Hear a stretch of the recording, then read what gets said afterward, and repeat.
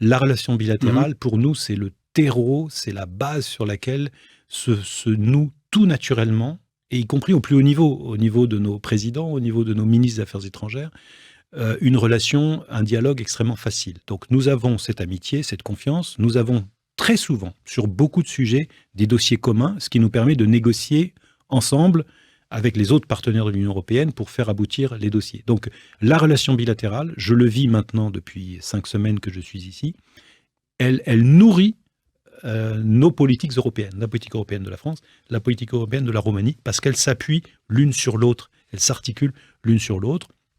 J'anticipe un peu peut-être, mais je sais que vous allez me poser la question tout à l'heure. Alors, nous soutenons évidemment l'entrée de la Roumanie dans Schengen, nous soutenons et nous accompagnons la préparation de la Roumanie à l'entrée dans l'OCDE.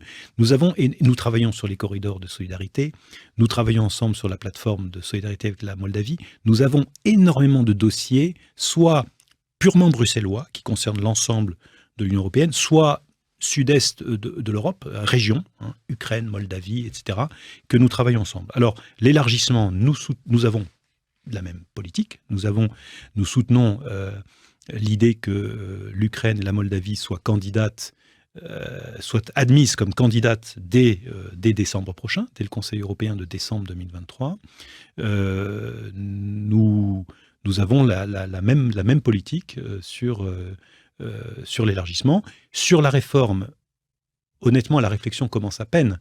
Nous partons du principe que le précédent élargissement s'est fait sans qu'on ait toujours anticipé l'effet de l'entrée des nouveaux membres sur le fonctionnement de l'Europe. Du coup, le fonctionnement de l'Europe est devenu parfois un peu compliqué, un peu lourd. Et donc l'idée, là, c'est de procéder à l'élargissement d'un côté et en même temps d'essayer de réfléchir à des réformes. Mais la réflexion commence, honnêtement. Il y a eu, vous avez peut-être vu ça, un groupe d'experts franco-allemands, mais j'insiste, ce sont des experts. Ils ont juste défriché le terrain, ils ont proposé un certain nombre de pistes de réflexion. Je sais déjà, et je suis tout à fait autorisé à le dire, que la France ne soutiendra pas certaines de ces propositions de ces experts parce que c'est pas exactement notre position. C'est d'ailleurs pas, la ministre me l'a dit elle-même très clairement, votre ministre des Affaires étrangères m'a dit très clairement que sur certains points de ce rapport d'experts, la Roumanie non plus ne se reconnaissait pas là-dedans. Donc ce sont des négociations qui commencent, nous allons travailler ensemble et moi j'ai toute confiance dans le fait que nous serons mutuellement d'une aide précieuse l'une pour l'autre. France et Roumanie vont s'entraider dans ces négociations.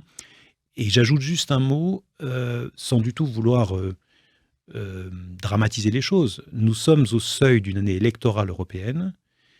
Il y a une montée d'un certain nombre de réactions anti-européennes dans les opinions publiques. Nous devons absolument réussir Mhm. ces négociations, aboutir, régler les problèmes, le maximum de problèmes, et éviter que l'Europe n'aboutisse à un blocage, à une division ou à une impuissance. C'est ce qu'il faut absolument conjurer. C'est en tout cas très clairement les instructions qui nous ont été données à Paris, à nous tous les ambassadeurs des pays de l'Union européenne, et c'est ce que nous faisons ici les uns et les autres, enfin, sur le terrain, c'est ce que je fais ici en Roumanie, parler de ça, parler de cette échéance et de la gravité du moment, mais les autorités roumaines sont parfaitement au courant de tout cela et ont exactement la même sensibilité. C'est une année cruciale pour l'Europe.